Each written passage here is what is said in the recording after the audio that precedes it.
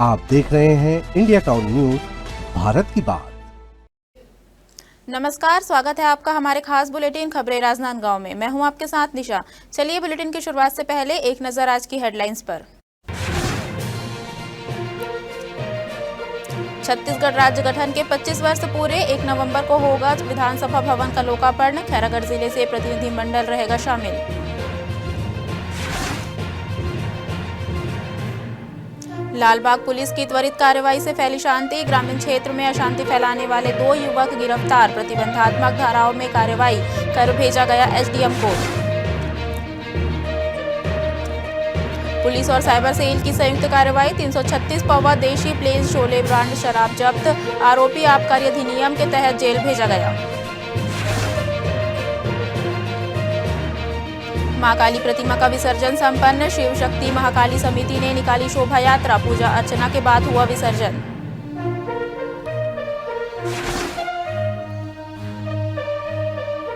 राजनांदगांव में दीपावली बाद की आगजनी का खुलासा, पुलिस और साइबर टीम की संयुक्त कार्रवाई में 3 गिरफ्तार। बदले की भावना से की गई थी वारदात।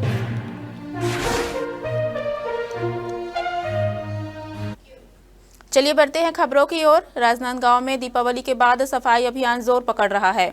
महापौर मधुसूदन यादव और आयुक्त अतुल विश्वकर्मा के निर्देश पर निगम का स्वास्थ्य अमला लगातार काम कर रहा है। आयुक्त ने आज विभिन्न स्थानों का निरीक्षण कर सफाई की स्थिति देखी और कर्मचारियों को तत्परता से काम करने के निर्देश दिए। दीपावली त्योहार के बाद शहर की साफ सफाई व्यवस्था को सुधारने के लिए नगर निगम सक्रिय हो गया है। निगम आयुक्त अतुल विश्वकर्मा ने आज सुबह शहर के विभिन्न क्षेत्रों का निरीक्षण किया। उन्होंने म्युनिसिपल स्कूल मैदान का दौरा कर वहां लगी पटाखा दुकानों के हटने के बाद फैली गंदगी का जायजा लिया। आयुक्त ने स्वयं मौजूद रहकर सफाई अमले को निर्देश दिए और तुरंत मैदान की सफाई कराई। राजनांदगांव जिले के डोंगरगांव थाना पुलिस और साइबर सेल की संयुक्त कार्रवाई में बड़ी सफलता मिली है। पुलिस ने एक आरोपी को 336 पौवा देशी शोले ब्रांड शराब के साथ गिरफ्तार किया है। आरोपी के पास से लगभग 27,800 रुपए का अवैध सामान बरामद कर उसे न्यायिक रिमांड पर जेल भेजा गया है।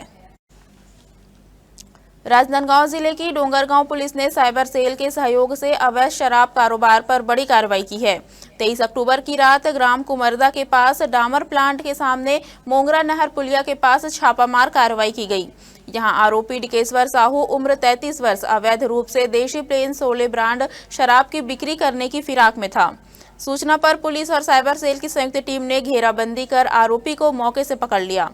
आरोपी के पास से 336 पौवा देशी प्लेन शोले ब्रांड शराब जिसकी कीमत 26,880 और बिक्री रकम 960 रुपए, कुल 27,840 रुपए बरामद की गई।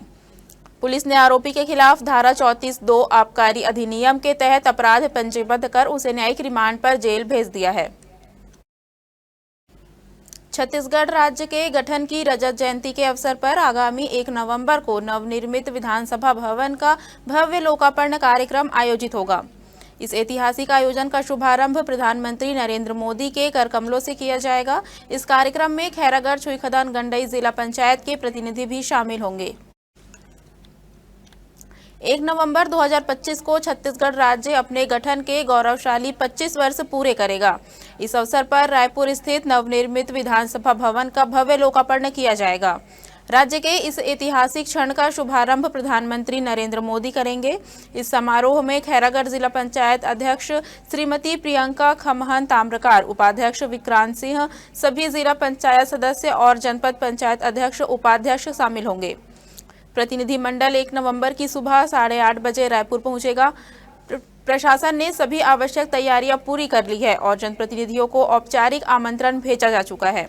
इधर राज्य उत्सव में आम नागरिकों की अधिक भागीदारी सुनिश्चित करने के लिए जिले की 221 ग्राम पंचायतों से नागरिक, पंचायत पदाधिकारी, स्वयं सहायता समूह की महिलाएं और जनप्रतिनिधि बड़ी संख्या में शामिल होंगे।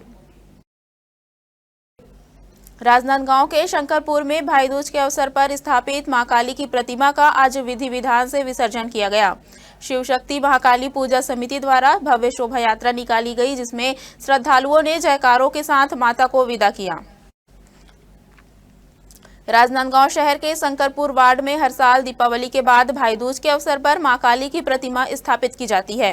नगर कल्याण की कामना के साथ यह परंपरा वर्षों से निभाई जा रही है। 2 दिनों की पूजा अर्चना के बाद रविवार को माता काली की प्रतिमा का विसर्जन विधि विधान से किया गया। शिव शक्ति महाकाली पूजा समिति ने शोभा यात्रा निकालते हुए पूरे वार्ड में भक्तिमय माहौल बना दिया। कोलकाता की तर्ज पर यहाँ भी महाकाली की प्रतिमा 2 दिनों के लिए स्थापित की जाती है। महाकाली के साथ ही पूजा पंडाल में बाबा भैरवनाथ और मां काली की एक अन्य प्रतिमा ज्योति कक्षा में स्थापित होती है। राजनांदगांव के वार्ड नंबर 1 में बीते दिनों हुई स्कूटी और कार आगजनी की घटना में पुलिस को बड़ी सफलता मिली है। साइबर सेल और स्थानीय पुलिस ने संयुक्त कार्रवाई करते हुए 3 युवकों को गिरफ्तार किया है। मामला जलन और बदले की भावना से जुड़ा हुआ बताया जा रहा है। ग्राउंड जीरो से हमारे साथ सौरभ सिंह ताम्रकार जुड़ चुके हैं। क्या कुछ जानकारी दे रहे हैं, आप भी सुनिए। बीते दिनों दीपावली के दूसरे दिन राजनांदगांव के वार्ड नंबर 1 नवागांव क्षेत्र में जो स्कूटी और कार के साथ में आगजनी की जो घटना हुई थी वो पूरे पुलिस विभाग में हड़कंप मचा करके रखा हुआ था। पुलिस ने इस मामले पर लगातार पूछताछ और तहकीकात शुरू कर दी थी। प्रार्थियों द्वारा इस विषय को लेकर के राजनांदगांव के एसपी और राजनांदगांव के जिला कलेक्टर को भी ज्ञापन सौंपा जा चुका था। इस मामले ने कहीं ना कहीं राजनीतिक मोड़ भी ले लिया था। कुछ राजनीतिक संगठन के लोग भी इस पर अपनी बयानबाजी करने से चूक नहीं रहे थे। वहीं अब आज बीती देर रात साइबर की टीम को इस मामले में बड़ी उपलब्धि मिली है कि इस मामले में पुलिस ने साइबर की टीम ने 3 लोगों को आरोपी के रूप में एक संदेही के रूप में गिरफ्तार करके चिखली चौकी लाया गया है और चिखली चौकी लाने के बाद उनसे पूछताछ किया जा रहा है। अगर इन तीनों व्यक्तियों की अगर नाम और पहचान की अगर बात किया जाए तो एक का नाम जिसका मुख्य रूप से नाम सामने में आ रहा था, जिनका नाम रमेश गुप्ता बताया जा रहा है। वहीं दूसरे एक व्यक्ति का नाम जो इस घटना को कारित करने में जिनका नाम सामने आ रहा था उसका नाम पवन यादव है और एक और व्यक्ति है जिनका नाम मनोज गोडानी नाम के युवक को तीनों को आज पुलिस चौकी चिखली में लाया गया है। देखना तो ये होगा कि इस पर पुलिस के द्वारा क्या कुछ बयान जारी किए जाते हैं और मामले का खुलासा किस प्रकार से होता है।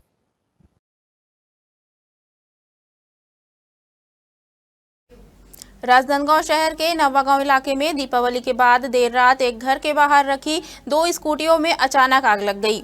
आग की लपटें इतनी तेज थी कि पास में खड़ी एक कार भी उनकी चपेट में आ गई।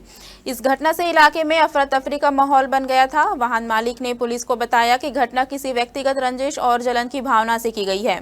घटना के बाद से ही राजनांदगांव पुलिस और साइबर टीम मिलकर सीसीटीवी फुटेज और आसपास के सुराग खंगाल रही थी। कड़ी जांच के बाद पुलिस ने बीती रात करीब 11 बजे 3 आरोपियों को गिरफ्तार कर लिया। इनकी पहचान रमेश गुप्ता, मनोज गोडानी और पवन यादव के रूप में हुई है। फिलहाल पुलिस आरोपियों से पूछताछ कर रही है ताकि वारदात के पीछे की असली वजह और अन्य संभावित सहयोगियों का पता लगाया जा सके। राजनांदगांव में इस बार 4 दिनों तक छठ महापर्व की अद्भुत छटा बिखरने वाली है। उत्तर भारत का यह प्रमुख त्योहार अब छत्तीसगढ़ की संस्कृति में भी रच बस गया है। शहर के मोती तालाब में छठ पूजा की तैयारियां पूरी कर ली गई है। नगर निगम और स्थानीय समितियों द्वारा घाटों की सफाई, रोशनी और सुरक्षा के विशेष इंतजाम किए गए हैं। श्रद्धालु नहाय खाए से पर्व की शुरुआत करेंगे। 4 दिवसीय यह पर्व सूर्य उपासना को समर्पित है। श्रद्धालु पहले दिन डूबते सूर्य को अर्घ्य देंगे और अगले दिन उगते सूर्य को जल अर्पित कर पर्व का समापन करेंगे। छठ पूजा की तैयारी जो है हर साल की तरह नगर निगम ने बढ़िया व्यवस्था की है। इस बार विशेष रूप से जेसीबी लगा करके तालाब के अंदर का जो कचरा है उसको भी निकाले हैं। आने जाने का रास्ता जो गड़बड़ था उसको भी उन्होंने, महापौर ने स्वयं निर्देश दे के संग हमारे पार्षद जी के प्रयास से वो भी जो है बन रहा है। आप पीछे देख रहे हैं, लेबर काम कर रहे हैं और जो बच्चे लोग हैं वो पूरी तैयारी में लगे हुए हैं। छठ पूजा विश्वव्यापी हो गया है और छठ पूजा वास्तव में प्रकृति पूजा है। व्यक्ति के जीवन में जितने भी चीज की आवश्यकता है, खेती से लेकर के सूर्य नारायण स्वास्थ्य के लिए, बिना सूर्य के जो है खेती भी नहीं हो सकती, बिना पानी की खेती नहीं हो सकती। खेत से उपजे हुए जितने भी चीज हैं, फल फूल, सारे चीज को इसमें पूजा में रखा जाता है। राजनांदगांव जिले के लालबाग थाना पुलिस ने त्वरित कार्रवाई करते हुए ग्रामीण क्षेत्र में अशांति फैलाने वाले 2 युवकों को गिरफ्तार किया है। गांव संबलपुर में विवाद और गाली गलौज की सूचना पर पहुंची पुलिस ने स्थिति को नियंत्रित किया। दोनों आरोपियों को प्रतिबंधात्मक धाराओं के तहत गिरफ्तार कर एसडीएम कोर्ट में पेश किया गया है। लालबाग थाना पुलिस ने ग्रामीण क्षेत्र में शांति व्यवस्था भंग करने की कोशिश करने वाले 2 युवकों पर सख्त कार्रवाई की है।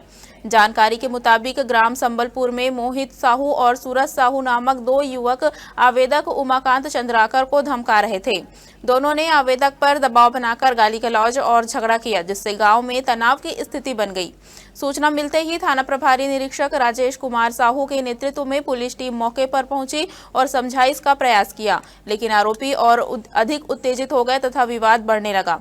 स्थिति को देखते हुए पुलिस ने दोनों युवकों को धारा 170, 126 और 135 3 BNSS के तहत गिरफ्तार कर लिया। धान खरीदी सीजन से पहले कंप्यूटर ऑपरेटरों की नई भर्ती शुरू होने जा रही है। पुराने कर्मचारी इस भर्ती का विरोध कर रहे हैं। उनका कहना है कि उनका रोजगार संकट में आ सकता है। वहीं प्रशासन ने सभी नियुक्तियां नियम और आउटसोर्सिंग नीति अनुसार करने की बात कही है। धान खरीदी के शुरू होने से पहले धान उपार्जन केंद्रों में कंप्यूटर ऑपरेटरों की नई भर्ती की प्रक्रिया शुरू कर दी गई है। यह भर्ती आउटसोर्सिंग के माध्यम से की जा रही है ताकि कार्य सुचारू और पारदर्शी तरीके से संचालित हो सके। हालांकि इस कदम को लेकर विवाद भी खड़ा हो गया है। कई पुराने कंप्यूटर ऑपरेटरों का कहना है कि वे वर्षों से अनुभव के साथ कार्य कर रहे हैं और नई भर्ती उनके रोजगार पर संकट खड़ा कर सकती है। वहीं प्रशासन का कहना है कि नई नियुक्तियां नियमानुसार और आउटसोर्सिंग नीति के अंतर्गत की जाएगी। सभी केंद्रों में कामकाज में कोई रुकावट न आए और खरीदी प्रक्रिया पारदर्शी बनी रहे, इसके लिए यह कदम उठाया जा रहा है। अब देखना होगा कि धान खरीदी शुरू होने से पहले यह विवाद सुलझ पाता है या नहीं। बीएमएस ने विद्युत कंपनी के संविदा कर्मचारियों के हित में प्रस्ताव पेश किया है। इसमें पुरानी पेंशन बहाली, वेतन वृद्धि, दुर्घटना बीमा और अन्य लाभ शामिल है। कंपनी ने इसे गंभीरता से लिया है और आगामी नवंबर माह में आदेश जारी करने की संभावना जताई है। भारतीय मजदूर संघ के संबंध छत्तीसगढ़ बिजली कर्मचारी संघ महासंघ ने संविदा कर्मचारियों के हित में महत्वपूर्ण कदम उठाया है। 24 अक्टूबर 2025 को महासंघ के प्रतिनिधिमंडल ने अखिल भारतीय मंत्री एवं उद्योग प्रभारी राधेश्याम जायसवाल के मार्गदर्शन में प्रबंध निर्देशक, मुख्य अभियंता और अन्य अधिकारियों से मुलाकात कर संविदा कर्मचारियों के वेतन वृद्धि, पुरानी पेंशन बहाली, ऑफ ड्यूटी मृत्यु पर अनुकंपा नियुक्ति, कैशलेस चिकित्सा, दुर्घटना बीमा और राष्ट्रीय त्योहारों में ड्यूटी पर अतिरिक्त वेतन जैसे मुद्दों पर चर्चा की। महासंघ ने अपनी 22 सूत्रीय मांग के समर्थन में 9 अक्टूबर को विशाल आम सभा और धरना प्रदर्शन किया था। प्रबंधन ने मौखिक आश्वासन को अस्वीकार करते हुए अनिश्चितकालीन धरना प्रारंभ किया। इसके परिणाम स्वरूप 17 अक्टूबर को द्विपक्षीय बैठक में प्रबंधन ने लिखित में मिनट्स ऑफ मीटिंग जारी कर सुझाव मांगे। कंपनी ने इसे गंभीरतापूर्वक लिया और इसे शीघ्र लागू करने का आश्वासन दिया है। मोखला पंचायत में बने अटल स्तंभ की जर्जर स्थिति ने ग्रामीणों में नाराजगी पैदा कर दी है। वे चाहते हैं कि राज्य स्थापना दिवस से पहले स्मारक का जीर्णोद्धार किया जाए। मोखला ग्राम पंचायत भवन के पास स्थित अटल स्तंभ अब काफी जर्जर हो गया है। दीवारों पर दरारें और उखड़ा हुआ पेंट स्मारक की दुर्दशा दिखा रहे हैं। आसपास की सफाई भी उचित नहीं है। एक ओर प्रदेश में छत्तीसगढ़ राज्य स्थापना दिवस की तैयारियां जोरों पर है, वहीं दूसरी ओर यह स्मारक जर्जर हालत में उपेक्षा का शिकार बना हुआ है। यह स्मारक पूर्व प्रधानमंत्री अटल बिहारी वाजपेयी की स्मृति पे बनाया गया था, लेकिन लंबे समय से इसकी देखभाल नहीं हो रही है। ग्रामीणों ने प्रशासन से तुरंत जीर्णोद्धार कराने की मांग की है ताकि राज्य स्थापना दिवस पर यह स्मारक अपनी गरिमा के साथ नजर आए। राजनांदगांव में कलेक्टर जितेंद्र यादव ने स्टेट हाई स्कूल मैदान में राज्योत्सव की तैयारियों का निरीक्षण किया।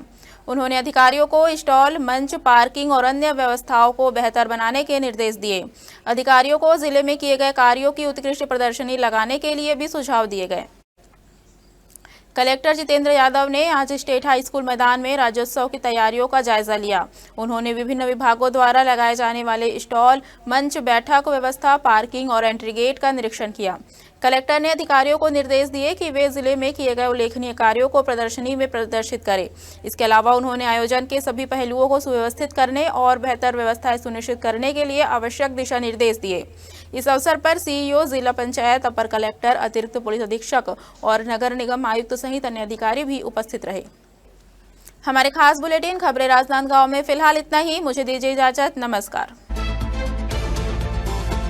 आप देख रहे हैं इंडिया टाउन न्यूज भारत की बात।